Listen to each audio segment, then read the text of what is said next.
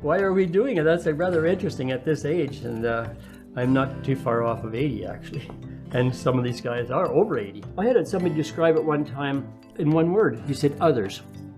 It's not just for ourselves. It's not just what we can do here. There's a reason for all of this. If each of us give a little, if we each pick up one piece of garbage, we've made the world a better place for ourselves and for others too. When my day is done here on Earth, it's, did it make any difference? I sure hope I made a difference. I'm not taking anything with me. No, it's just the way it is. It's my own personal feeling.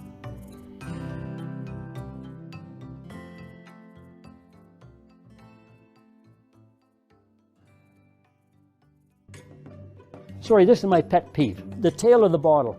The recycled bottle goes to your local collection depot and ships it to Vancouver, actually to Burnaby. And in Burnaby, they send it from there over to Richmond. And then all the bottles go from there to Calgary. And in Calgary, they chip it. And from there, then it goes to Ohio or California. And in Ohio, they make the chips out of it. And that's what they make rugs out of, they make car parts out of it. And it's sent out to the secondary manufacturing from there. And it may be in Canada. Why isn't it done here in BC, locally? Everything from the province is done in one location right here. Yesterday's water bottle is coming back in pallets after traveling around the country, saving the planet, of course. Give me a break.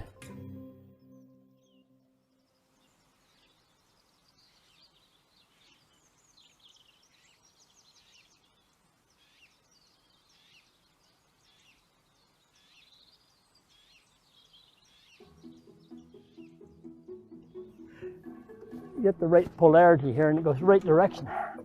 Works a whole lot better. It's like driving your car in reverse.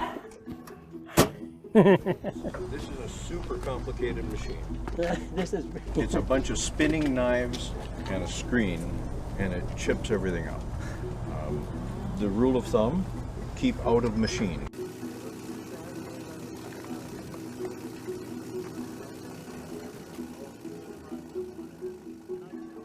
My name is Ron Ryde, and I've lived in Penticton for about 30 plus years. We've developed this equipment for a particular reason, to create value for our water bottles. We've pulled various pieces of equipment together to make it. Basically, this is a proof of concept that we want to prove that you can take a water bottle from the ditch and turn it into a value-added product. Oh yeah, I got wet feet last time, so it's...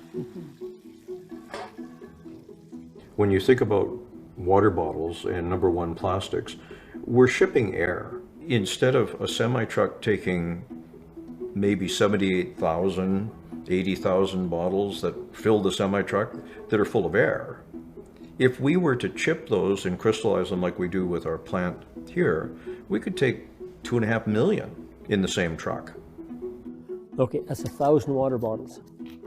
There's 1.5 cubic feet. People, they're missing the point. They say, yes, we are recycling our product, but the cost of that is, the cost to the environment is greater than what value you're getting out of recycling that product. But if you reduce it in size, now we've got value. So Ron is the mechanical guy, and I'm, I guess, a little bit mechanical, and lots of, I wonder how we can make this work. It's always a big question, is how we got to be where we are. I had been diabetic for years. I went for an eye appointment and the doc said, my goodness, you're going to lose your eyesight. And I was like, what should I do? And he said, whatever it is in the world you want to go see it. I wanted to go see Africa. But in Africa, I found out that there's a whole lot of people that had a whole lot of needs. Then I fell in love with the idea of working overseas. Well, I've known Grant for many years. I knew of his overseas projects. We just started talking. Ron was going overseas, and I'm like, going to Africa? Oh, wow. He was rebuilding drilling rigs to do water projects, and I'd been doing water projects in some of the other places where I'd worked, like Haiti. I just want to explain what really got me going, in a sense, in Nicaragua. I did see the ditches full of plastic, garbage stuff, everything. And then I saw it again in Haiti. And these are typical beach, 25 water bottles I counted in there, usable bottles, just right there. And that's just a small zone. And it goes on for miles. There's a typical ditch in Haiti. That's how they dispose of their garbage. Waiting for a heavy rain, flushes it out into the ocean. We traveled to Malaysia and Borneo. The beaches are great, the ones at the hotels, because they clean them before you get to them every day. But we went to a World Heritage climbing site. There's all these plastic water bottles. Everything floats in and gets tossed up because the polyethylene teraphate is very tough and it floats really well if you've got the cap on it, and it's just washed up there. When I was in Zambia, we stayed on a site, and one of the ladies, she's 5 children, no income. She lives in this little block house. And I remember her saying to me, Ron, is there any way that you can think of that we can create employment? Maybe there's something out there that we can be doing where we can get some income so we're not depending on others. Mary was her name, and so that's why I kind of, this is for Mary in a sense. I just think, well, so it's a little inconvenient for us, but I'll tell you, it's a lot more inconvenient for what she's doing. And there's lots of Marys out there.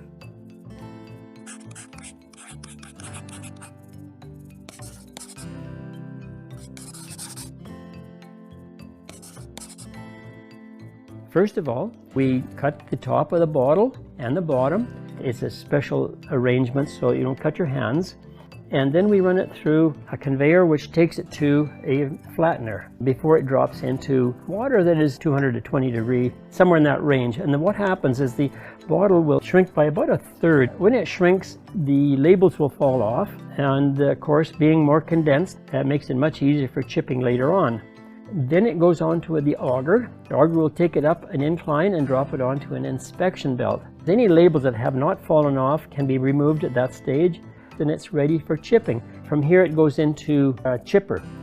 Now this is a 3-blade chipper, spinning at a very high rate of speed. They're normally chips about, well, they're smaller than the size of your small fingernail. It has a screen on the bottom, so it will not let anything larger than that pass through it. And from there we go into the separation table where the heavier product falls to the bottom. So the crystallized plastic sinks and all the impurities go to the top. This requires the highest level of training. That's right. Well, in the event a bottle gets through that is not a number 1 plastic, and we don't know, sometimes there could be one there we've overlooked, and that's what this is, it's floating. Oh yeah, and that's what we're after, that's the gold. We're coasting. Yeah, it's coming. It could be 100 plants like that. It could be in BC, or it could be in Africa. Having been to most of these places, I know that the poverty out there is tremendous, and we can do something for the gals out there. And you have to remember, a lot of this equipment out here is not new either. Mike over here, he's worked on a lot of it. Well, all the guys here have worked on it and cleaned up and cleaned the rust off of it. And some of it was so rusted solid, we had to kind of break the bearings free a little bit to get them to move. Ron is probably one of the best guys for going to a junkyard and seeing value in something and going, oh, we need that. And before I know it, it's all painted up and it's being repurposed for something. The wash trough that we used, that was going to be a fender for a trailer I was building, but I didn't need it, so now it's a wash trough. The parts that seem to come my way, a motor out of this one and a gearbox out of one scrap dealer matched up with a conveyor out of another, and that screen there that's on the top of the auger, and I actually found it was exactly the size I wanted, and it was stainless steel. I mean, we're not talking junk, it's stainless steel. And then these guys kept hanging around, so I put them to work. Paint is really good. It's good. It never laid off. Never laid off. No, it's just. To me, it's really encouraging and a great pleasure working with these guys. It's got some meaning to life a little bit. We're doing something as a team. Well, you know, it's almost a first for us because our dad was in the military and he moved all over, and I was 13 or 14 years younger than Morley, and he was pretty well long gone as I was growing up. So we really didn't get a chance to hang out when we were younger. So it's sort of nice to get to really know each other to a level that we didn't really growing up. When you're 18, who wants a 4-year-old hanging around? That's where my heart is. I'm 81-year-old retired person, and life is too short to be just sitting and watching television. You listen to Ron, and he's very infectious in the way he describes his project, and it's a very compelling case he makes to take these plastic bottles and chip them down and clean them up. And he's just like a bulldog with a bone in his jaw. I mean, he just doesn't give up.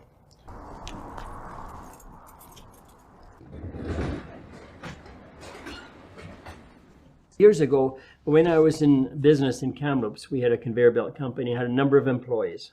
Very high stress, because we worked day and night. Phones would ring, somebody'd rip their belt, the plant is down, can you get a crew out here right away?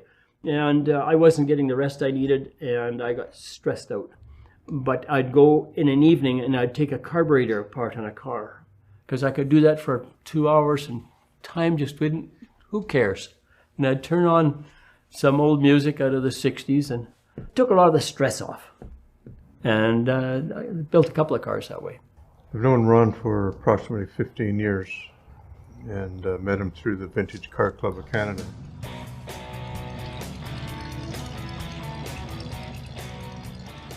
The guys, they like their cars, and every now and again we go on a tour with it, or in fact we have some tours planned. And it's nice to just take the old cars out, and we get a lot of nostalgia. And we have just a common thing with each other to drive these old cars, hang around with each other and our wives, and yeah, it's a good time.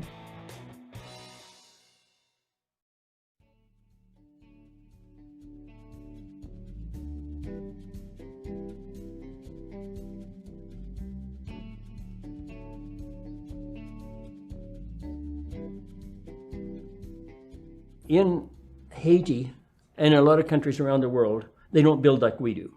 We build with wood and steel, but down there they build a lot with brick. And of course there is a certain amount of seismic activity, in other words earthquakes.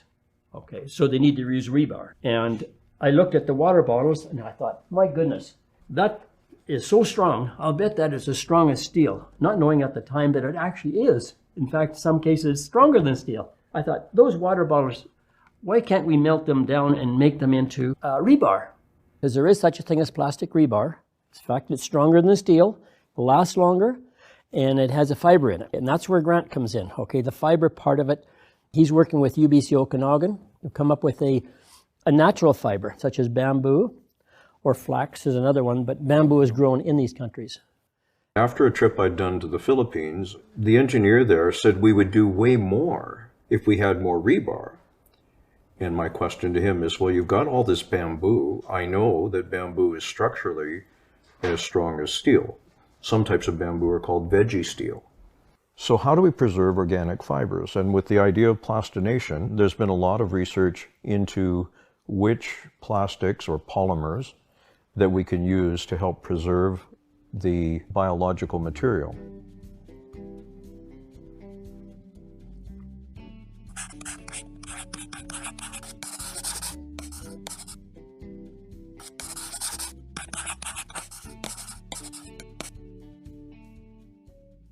There's still a lot of moisture in it, and it's not anywhere near dry enough for our extruder, and that's where this comes in.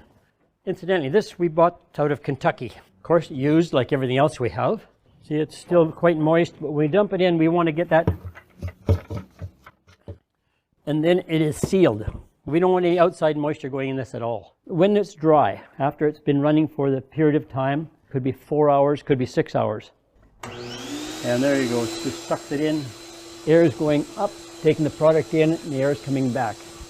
And like I say, it goes in to the feeder system, which brings the product over and down into the extruder itself. We add a product in here, which is little pellets, or look like they're about the same as an aspirin, in fact. We're running at about 2% of this compared to the plastic chips itself. It runs it in at a controlled speed. Everything is very controlled speed. Temperature selection here is very critical. 350 degrees to about 480 degrees, and we gradually start bringing it back down in temperature. It comes out as a thick paste almost onto here, and then it runs down onto this machine, and as we feed it through and through the end, and then we cut it to size. Unfortunately, we don't know whether it's too much moisture or we haven't got quite the right mix here, but it's something we're still working on. And failure is something we've experienced. But we've learned from, yes, we have.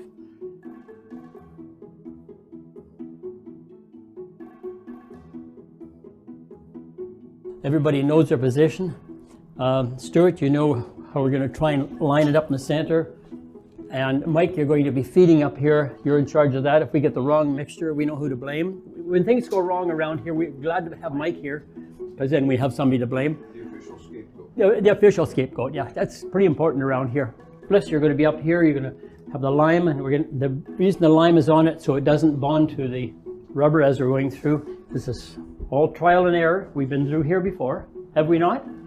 We have. How many times? Many times. Many times. I'll start the feeder. Yeah, you can see the steam coming out of the nozzle right in front of you.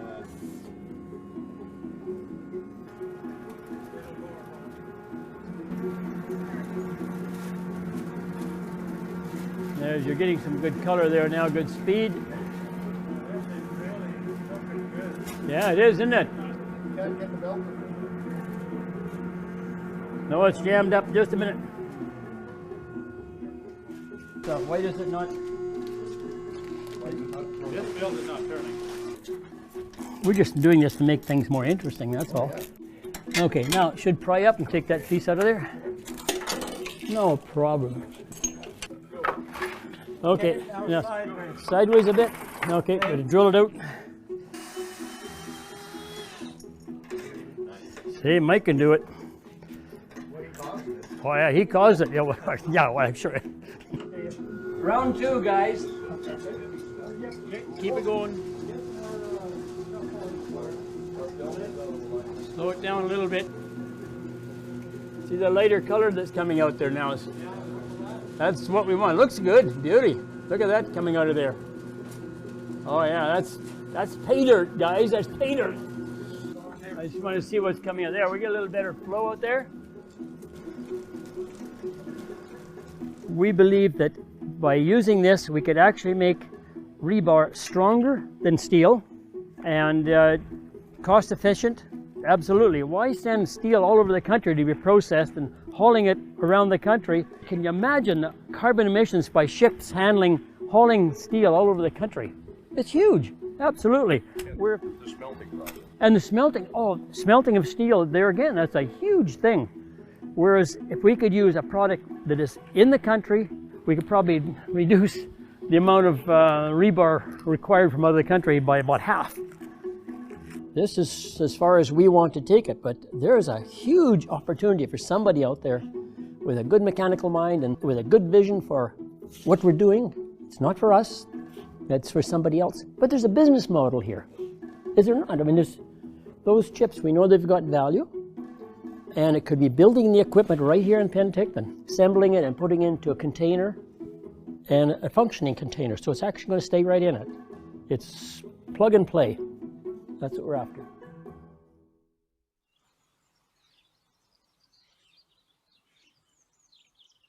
I wouldn't even be here today if I didn't have 2 organ transplants. I'd been on a transplant wait list for the pancreas. We were going to go visit my sister in Powell River, where there's terrible phone reception, and my pager went off. So I went down to the payphone, I dialed the number, I had to try a couple of times, and then somebody came on and said, "Where are you?" Standing in a phone booth in Earl's Cove. "We have an organ for you." Everything changed. I realized that A, someone had died, B, that they had donated their organs, and C, after 4 years of waiting, I was now a recipient. I don't have diabetes anymore. No more needles, no more blood sugars, no more anything. And that's because somebody gave, even in their death. The world is a big place. Life is short, and we are so privileged. I just feel like it's such a great honor. What about those who don't have the same as you do, don't have the same privilege as you do? And I think that why should be out there, should be doing this kind of stuff. We've been invited to meals at little farms in Mexico and in the Philippines, and they're willing to share. And it just is such a privilege to be able to give back. That the good Lord touched me on the shoulder and said, do something, make a difference. And when you know there's a need out there, and maybe it's the environment, or maybe it's somebody having difficult times, and you have to give your time, so let it be and just do it. And I think the big myth that we convince ourselves of is that I have nothing to offer. And that's just a lie. For me, it gives me a lot of meaning to life. There's a reason for getting up and doing, and with me, and anyway, that's my own personal feeling that good Lord has given me health and the finances to do it, then I should do it. The big thing is get up and try. That's all. Get up and go. As I got older, I said, wait a minute, yeah, my family is raised and, we're on our own. There's my wife and myself, and we've enjoyed a pretty decent life, so it's definitely time to share that with somebody else. So, it's kind of the bottom line.